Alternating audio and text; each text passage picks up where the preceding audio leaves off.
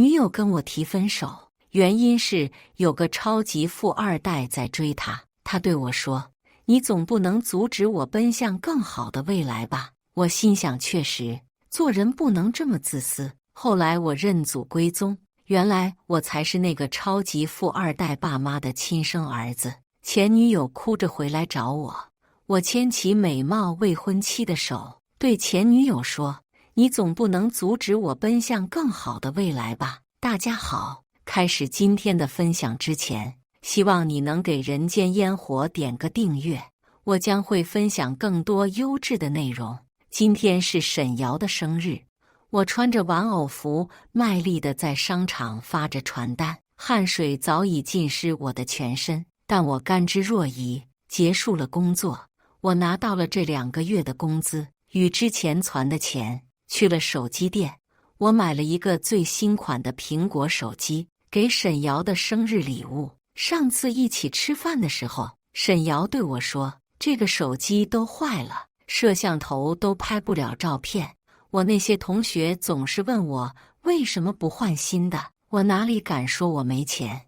我与沈瑶从小在孤儿院长大，认识了很久。大2那年，我借着酒劲与沈瑶告了白，她答应了。今年我们大4，看着她闷闷不乐的样子，我发誓以后要努力挣钱，把全世界最好的东西都给她。我的女孩，我不能让她受一点委屈。于是我发挥超常，总是提前完成课业，跑各种兼职。同学们戏称我为拼命三郎。再给她换了笔记本电脑、平板、智能手表外，我这次给她换手机，不够，还是不够。在我力所能及的范围内，我要给到她最好，而以后我更不会让她受一丝委屈。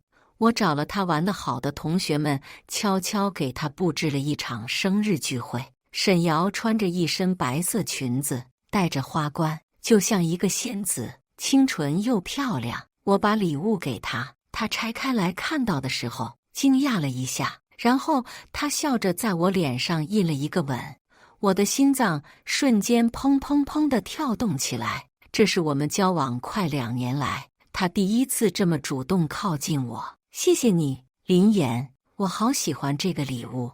大家都羡慕地打趣着，林妍，你也太宠沈瑶了吧？林妍除了以后要自己白手起家外，没有一点不优秀好吗？长得又帅，身高1.8米，成绩还好，还宠女朋友。对于他们的打趣，我笑了笑，没有放在心上。此时，包间的门被推开，众人一起看过去，包括我，是李毅，我们学校的风云人物，身后跟着好几个男生。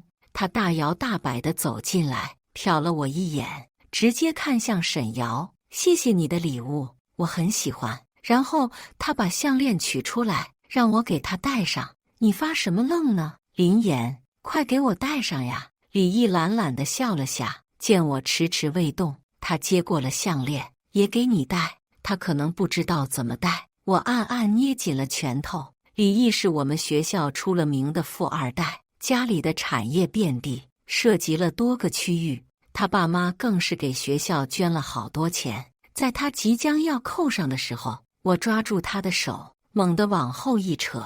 我女朋友不需要戴你的项链。项链掉落在地上，包间瞬间安静了下来。李毅的脸冷了下来，缓缓拧了拧手腕。他学过拳击，这是全校都知道的事。李毅是那种巴不得让别人看到他过得很好、很厉害的性子。沈瑶小心翼翼地捡起项链，愤怒地朝我看来。林妍，你疯了吧？同学送我一条项链怎么了？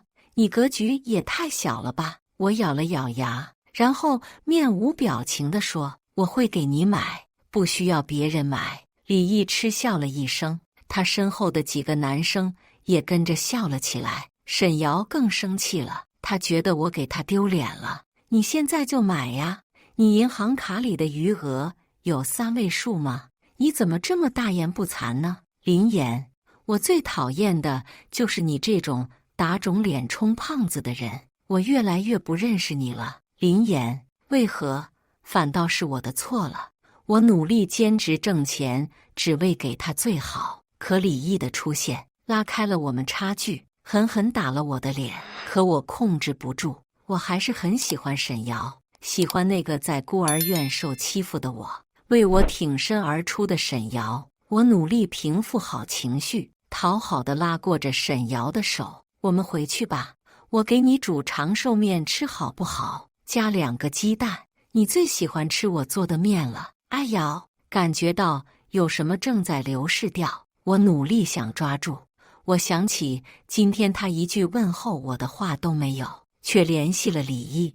我想起不知从什么时候开始，只有他没钱花了，他才会找我。他甩开我的手，我吃腻了。他伤心地看着我。没有人会一直原地踏步的。林言。李毅闻言笑了笑。我新买了辆100万的摩托车，要不要一起去兜风？沈瑶吸了吸鼻子，对一言不发的我说：林言，你先回去吧，我后面再找你。可我毕竟还是她的男朋友，我再也忍不了，一拳挥向李毅。包间里都是尖叫声，结局当然是我输了，输得彻底。我鼻青脸肿地坐在那里，沈瑶则是担心地拉着李毅的手：你手破皮了，我们去医院吧。再后来就剩我一个人坐在这里，直到服务员来催我买单。呵，当真是1分钱都不剩了。隔天，沈瑶找到我，我以为她终于也想起我了，她却说：你毁了我的生日。林言。她脖子上戴着那条钻石项链，闪耀着的光刺痛了我的双眼。你是不是忘了，我们才是男女朋友？我垂眸看着眼前只吃了1口的饭菜，他非要在学校的食堂这么羞辱我吗？沈瑶皱着眉看了我许久，她说：我后悔了，我不想跟你一起吃苦。林言，孤儿院的日子并不好过，你是知道的。是啊，孤儿院的日子并不好过，吃不饱，穿不暖，还要被年龄比较大的霸凌。还是我与沈瑶双双考上了大，上了新闻，院长的态度才有所缓和。都一起撑了这么久了，为何？我还挣扎着。沈瑶突然站起身，猛地打断我：够了，林言，你总不能阻止我奔向比你更好的未来吧？做人不能这么自私的。林言，周围同学也都在窃窃私语，那肯定选择李毅啊，帅，家里有钱，要是能嫁给他，几辈子不愁了好吗？要是我也愿意背负一下骂名。这世道没钱能转吗？我觉得林言多少有点死缠烂打了吧。我突然露出一个比哭还难看的笑。他说的没错，做人不能这么自私的，让我考虑一下。沈瑶，没人知道我说这句话时的心痛。沈瑶看了我许久，最后才说：最好快点。沈瑶转身就走了，没有一丝留恋。在这段时间，我更加努力地学习与兼职，无视周围的闲言碎语。我想着，若是我再优秀点，沈瑶会不会对我回头转意？我经常看到沈瑶与李毅一起出入在学校的各个地方，心还是会刺痛。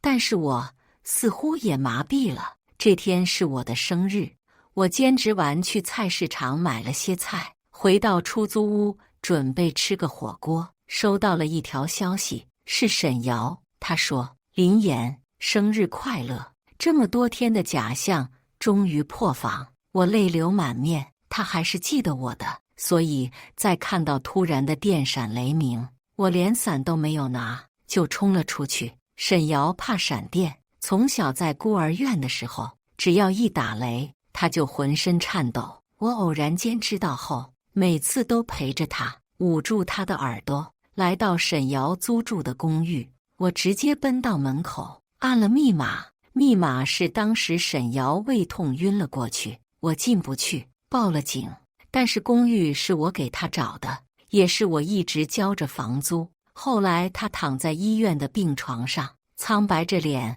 无力地对我说：我给你密码，以后你别这样了。我很开心，我以为我又更进一步了，可现在想想，她或许是不想让人知道她男朋友的职业吧。毕竟我当时穿着外卖的衣服，门被我拉开，我看到了我这一生都忘不掉的场景：丢满一地的衣服，一直延伸到房间的门口。我似乎还听到了瞬间停止的喘息声。与沈瑶在一起后，我很珍惜尊重她。她曾经对我说，她要结婚后才可以。我是支持她的，因为我与她在一起就从来没有想过这方面的占有她。她在我心里是最美好的存在，我要无比珍惜她。只要她不愿意，我绝对不会越线。所以我与她一直只停留在简单触碰嘴唇的阶段。房间门被打开，沈瑶裹着被子，一脸疑惑地走出来，然后她顿住了。李毅从她身后走出来，头还埋在她脖颈处，不停地吸着。他咬了她一口，漫不经心地问：“谁呀？”抬头看到我，他吹了声口哨，眼里都是戏谑。沈瑶直到这一刻才有点对我的尴尬和愧疚。他推了推李毅，我跟他说下：“你先回房间等我。”回房间等。听到这几个字，我胸膛突然猛地起伏，眼角瞬间猩红。我看着沈瑶，声音低沉哽咽：“我考虑清楚了，你想分手是吧？”我同意了。沈瑶，你是知道怎么伤害我的，从今往后不要再出现在我的面前。我转身就走。沈瑶冲过来拉着我的手：“对不起，可是我爱他。”我猛地甩开他的手，头也不回地走了。我淋着暴雨，神情恍惚呆滞地走在马路上。为什么？为什么？为什么要这么没有尊严地爱他？为什么要这么践踏自己？远处缓缓开来一辆车，灯光刺着我的眼睛。我停住了脚步，迎面撞了上去。昏迷前，我似乎听到了一个女声：“完了，完了，我撞人了。”我彻底晕死过去。再次睁眼，我已经在充满消毒水的病房里。我目光向旁边移动，看到一个女生头趴在两手之间睡着。我咳了一声，但是她好像睡得很沉。“小姐啊，鬼来了！”她猛地起身，把我吓了好大一跳。看到我醒了，她哭着说我还好没死，不然她这一辈子都不会快乐的。不至于，他那个龟速，我会晕死过去。我想大概是受了太大的刺激导致的，不是他撞的。他对我说，医药费、护理费、各种费用他都包了，只要我能好起来。我拜托他帮我去学校请假。第二天，他火急火燎地去了，回来一脸惊讶地说：“你是大的呀？”我点了点头，喝着他拿的粥，很好喝。他说是他请家里阿姨熬煮的。这几天与他的相处，让我觉得她真的是一个挺多话的女生。这不，听到我是个大的，他又比划着手脚，羡慕地说：“好厉害呀！我未婚夫也是个大的，叫李毅，你认识他吗？”我呛了一下，错愕地抬头看他，只觉得这世界真小。他说他和李毅从小一起长大的，他很喜欢他。可是李毅很讨厌他。我看了看他的长相，许昭长得很可爱，身高应该在1.6米左右，笑起来两个酒窝深深的，脸颊粉粉的。我突然想起以前跟着李毅出入学校的女朋友们，个个都是前凸后翘，冷艳范十足的。就连我前女友沈瑶，净身高都有1.7米，一双大长腿，总是穿着黑丝。我皱眉看着他，一度欲言又止。他说着说着，语气低了下来。就在我准备跟他说李毅不好的时候，他看着我悠悠地说：“可是李毅跟你女朋友搞在一起了，是不是？”我一口粥彻底喷了出来。他把纸巾递给我，我低声说了句：“谢谢。”真当我是不知世事的大小姐呢？许昭居高临下地看着我，我没有说话。许昭恨铁不成钢地说：“你就不想报复他们？我跟他已经分手了，那也是他劈腿在先啊！”许昭生气地说：“我有些烦躁，身边的人跟李毅似乎都有扯不尽的关系。我冷冷地回问他：“那你呢？明知道自己的未婚夫不安分，你为什么还要跟他订婚？”许昭不可置信地瞪大眼睛，随即哇哇大叫起来：“我们这些有钱人，你懂什么？就算李毅婚后继续拈花惹草，我也只能嫁给他，这就是家族安排的。是，我不懂，可笑，可悲。”我说：“所以有钱人就可以借着有钱肆意玩弄感情，践踏别人100%的真心，只因为有钱是吗？”我有些控制不住自己，声量越来越大。许昭愣愣地看着我，眼眶突然红了。我回神跟他道歉，他摇摇头，也有不玩弄真心的，就像我也以为我能捂热李毅的心。你怎么就不能相信这世上有愿意接收真心的人呢？他不好，你可以觉悟，然后不要。可他落寞地坐在那里，我有点不习惯。又听到他说：“我就不可以，我是许家的独女，两家利益牵扯太大，我必须懂事。你以为我还喜欢李毅吗？我恨不得他得到惩罚，所以你故意撞了我。”我问：“没有，我只是行走在抓他每个奸的路上，我想留点证据，未来接手公司了好跟他离婚。”许昭举着拳头，一脸激愤。我拒绝了他。我清楚自己未来的路，我会顺利毕业，日子会依旧比较清贫，但是我知道我会越来越好。我可以进入上市公司，一路爬上去，力求稳定。我也可以去考公，拿了稳定的铁饭碗。总之，不管怎么说，我的人生即使没有沈瑶，我也会越来越好。我不想与许昭他们这些有钱人牵扯。他出阁了，有父母给他兜着，可我什么都没有。我不愿赔上自己的人生，就像他说的，我可以觉悟了，然后不要选择。所以我觉悟了，我不要沈瑶了，我也不想报复他。可是有时候事情总不会如你所愿的发展。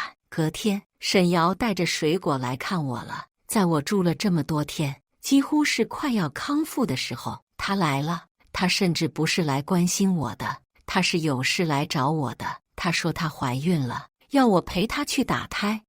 我一直静静的，没有说一句话，大概是知道自己有点过分了。她才哭着说，李毅被他父母禁足了，我联系不上他，我不知道该怎么办了。你会帮我的，对吗？我想起许昭昨天还跟我说了，他说他最近发癫闹了一下，他父母不满地去找了李毅的父母，所以李毅被禁足了，成为有钱人的玩物。这是你努力考上大学的目标吗？我语气嘲讽。沈瑶抽了我一巴掌，不可置信地看着我。林言，我们是怎么过来的？你最清楚。我爱他，他爱我，我不是他的玩物。你没有资格嘲笑我。你就算不肯陪我去打掉，那你给我点钱。李毅的卡都被停掉了，人没脸没皮能到一个什么地步？我算是见识到了。在我这个小青梅身上，我突然想起高考出来成绩那天，我们看着彼此，笑着笑着便哭了。沈瑶看着划过的流星，对我说：“林言，希望我们不忘初心，成为彼此坚强的后盾。”现在倒是他忘了初心，而把我当成那个愚蠢的后盾了。滚！我冷冷地看着他。沈瑶愣怔在原地许久，他红着眼眶说：“以前的你不这样的，林言，你不该怪我的，是你自己没有本事。滚！”我抓起水杯砸在他的脚边。沈瑶哭着走了，而我则是打了个电话给许昭，说我愿意。出院那天，许昭带着一个中年男人来接我，他神神秘秘的要去我的出租屋。看到我的出租屋，他又尖叫着说：“这也太破了吧，那就换地方。”我冷着脸说。许昭制止我。我们三人围坐在一张桌子上，许昭介绍说这是他找的侦探。原来李毅不是他亲生父母的儿子，是被领养的。他们的亲儿子当时在医院里被一个疯癫的妇人抱走了。那人装扮成医生，说要抱孩子去检查，就是这么戏剧。孩子最后出现在监控的时候，是在道路的死角。后来找到妇人的时候，他已经死了，孩子彻底断了线索。李父李母伤心欲绝，抱了李毅来养，把他宠得无法无天。许昭说到这里，看向我：“你也是孤儿，年纪啥的跟李毅都符合，就从你开始吧。”他说着拔了我几根头发。戏剧可以一直戏剧。几天后，许昭找到我，震惊地说：“我就是那个失踪的亲生儿子。”命运的齿轮开始转动，新闻第一时间报道了。我的亲生父母抱着我哭得死去活来，然后我就被他们接到了李家的老宅，李毅也禁足在那里。人靠衣装，我收拾了一番。许昭惊艳地说：“你比李毅还帅呀！”李毅缓缓从楼梯走下来，眼神冷冽。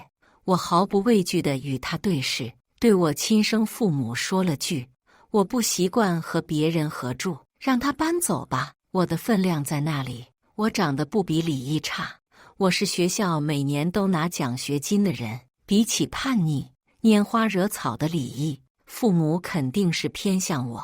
李父更是大手一挥，让管家送李毅去郊外的别墅。李毅临走前对我说：“你是亲生的又怎么样？他们还是不会放弃我。你的房子、车子、公司都有我的份。你的亲爷爷临死前是立了遗嘱的。”他哈哈大笑，表情癫狂，一副你永远都比不上我、干不掉我的样子。我笑了笑，既然决定回来，我和许昭就不可能没有做足准备。过了几天，李毅被警察带走，理由是有群众举报他在别墅开银趴，还有2个女生是未成年。群众自然是我跟许昭。我的亲生父母很生气，但还是找关系花了钱。看着他完好的出现在我面前的时候，我不禁感叹，有钱真的能使鬼推磨。毕竟养了这么久的，有感情也是很正常的。亲生父母说是把我认回来了，但其实跟我还是很生疏。我跟许昭就是拿捏了豪门传宗接代观念很强的这点，所以即使是对我没有多大的感情，但我是亲生的这个事实也无法磨灭。所以目前他们想要的就是我与李毅能够和平相处。因为李家没有放弃李毅，所以许昭跟他的婚约没有取消。李毅依旧很狂。我听许昭说，当时我亲爷爷过世，留了一大笔身家给李毅，李氏集团的股份他更是拿着50%。谁也没有想到我会被找回来。没关系，左右他狂不了多久了。我坐着宾利去上课的时候，成了学校的焦点，接触我的女生更是多了起来。以前如果说只有1、2个，那么现在就是一堆。学校的学霸很多，但是有钱长得又好看的却不多。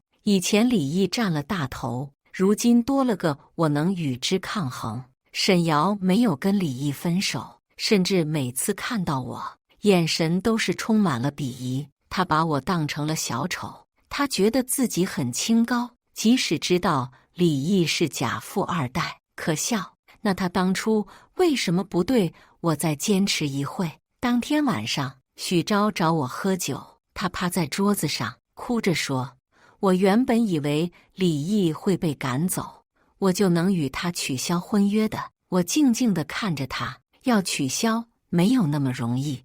我的亲生父母还是很重视他，但是既然决定扳倒他，就不要放弃。许昭哼哼唧唧地睡着了，我叹了口气，弯腰把他抱了起来。他埋在我的脖颈处蹭来蹭去的。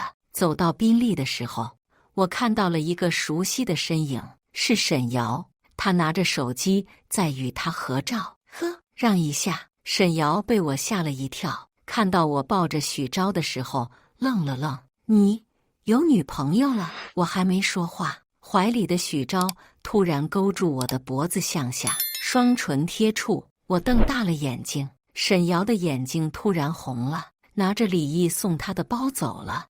我知道他今晚为什么会出现在这里。李毅最近有了新欢，没有怎么搭理他。然后他想起了我，果然，回去的时候，我看到许昭截了他的朋友圈。许昭曾经用小号加了沈瑶的微信，沈瑶发了张图片，并配文说男朋友的新车。所有羡慕好奇的评论沈瑶都有回复，除了许昭小号评论的那条，男朋友的新车，为什么你要站在外面拍照？呵，不要脸到了极致。我自从跟他分手后，所有的联系方式都被我删干净了。我没有太大的反应，而是问了我最想知道的。我问，你今晚为什么要亲我？刺激他呀，给他反击，不用谢我。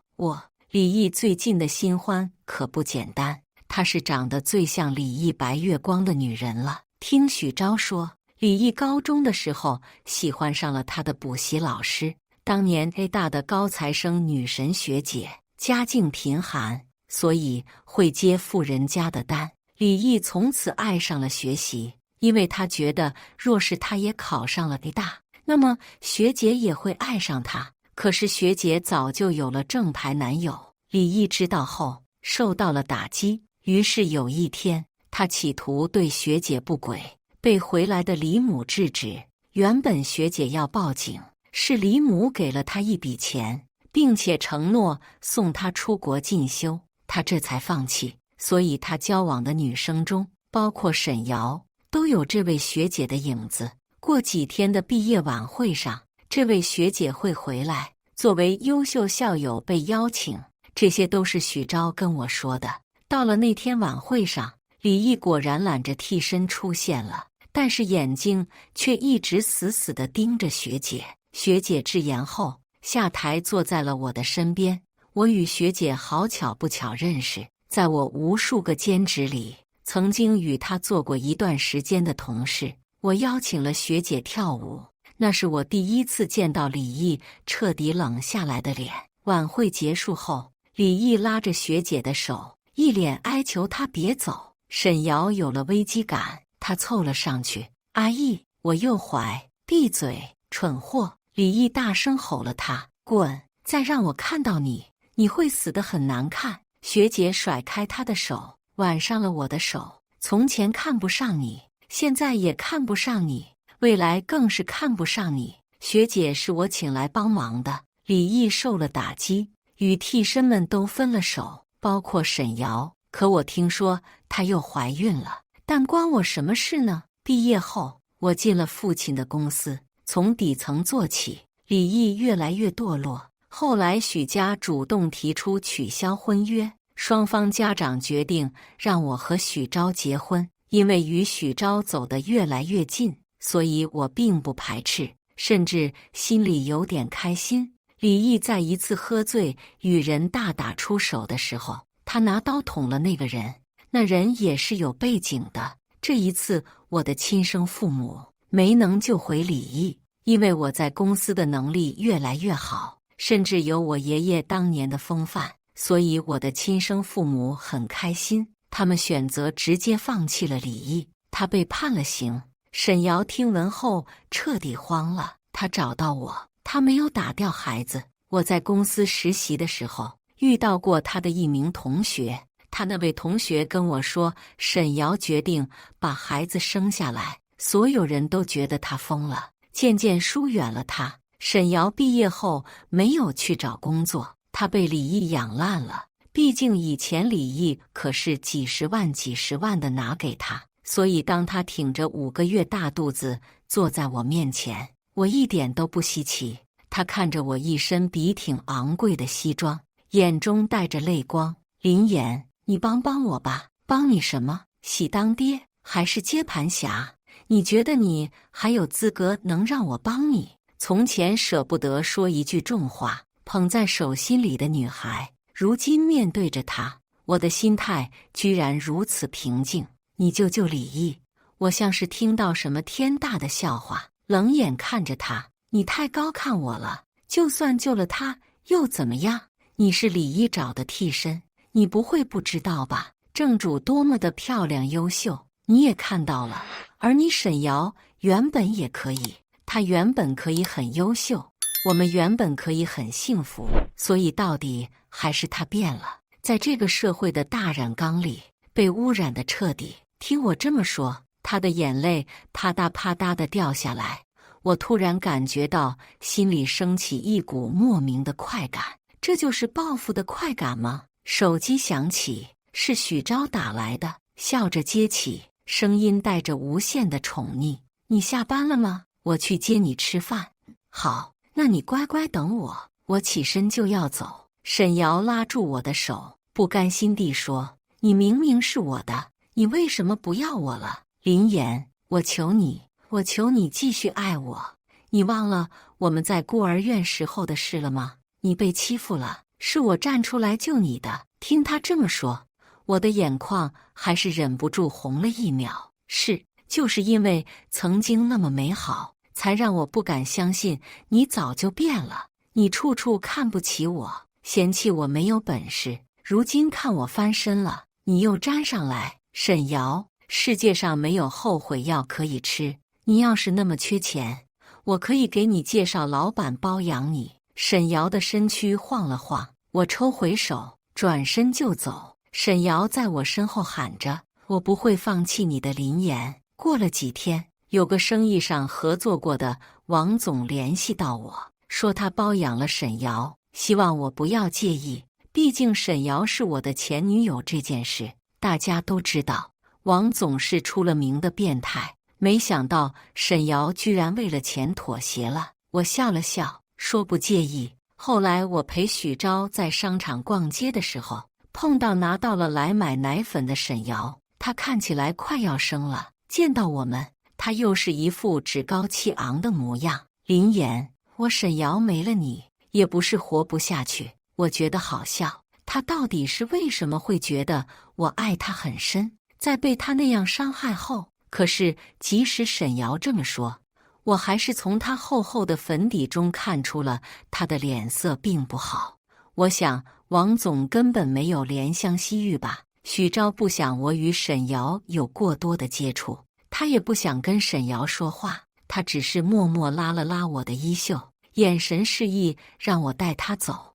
我揽着他的腰正准备走，沈瑶突然爆发了，她一副咬牙切齿的嘴脸，冲过来就抓着许昭的头发，嘴里骂道：“狐狸精，抢我男朋友，去死啊！”我赶紧过去拉开他们，把许昭挡在身后。我失望地对沈瑶说：“你像个彻头彻尾的泼妇。”我护着许昭走了，留下沈瑶伤心地看着我们的背影，就像当初我与李毅打架，他那样的对我，终究是物是人非了。沈瑶突然没有在我面前蹦跶了，听说她突然生产了，与王总在床上的时候，孩子不足月，送到医院的时候没能保住，她哭得很伤心。我想她可能是真的喜欢李毅，不然为什么要这么伤心？后来我才发现是我想多了，因为沈瑶留着这个孩子是想到时候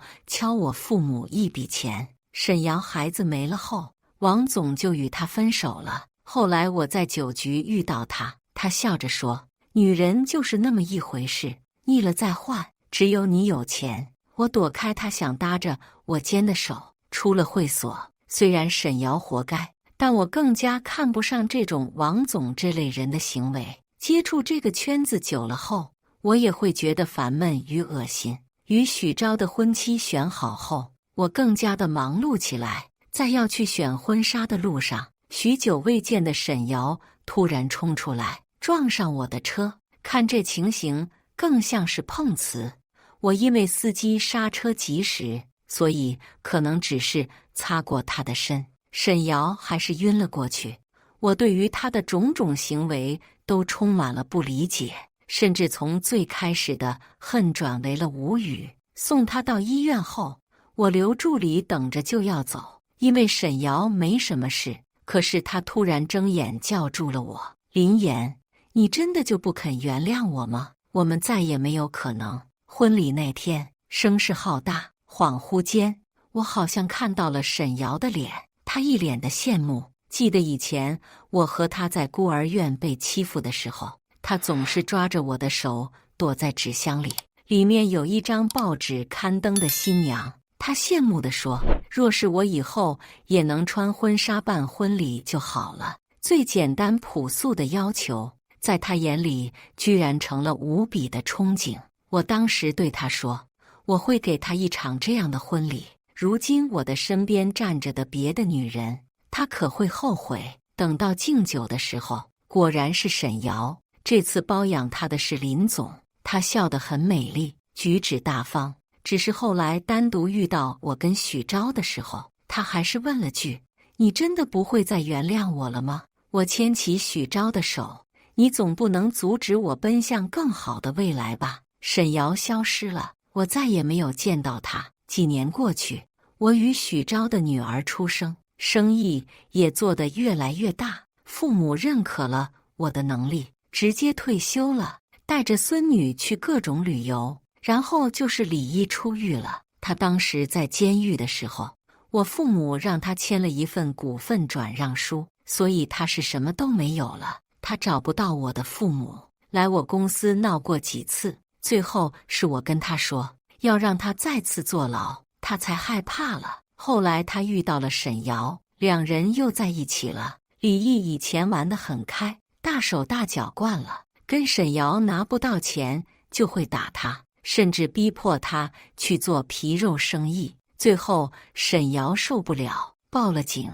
李毅知道后发狂起来，与沈瑶发生肢体冲突时，两人双双坠楼死亡。得知这个消息的我唏嘘不已，想起沈瑶还问过我，放弃我你就真的没有遗憾吗？我说，遗憾的是我们之间没有遗憾。以上就是今天分享的故事。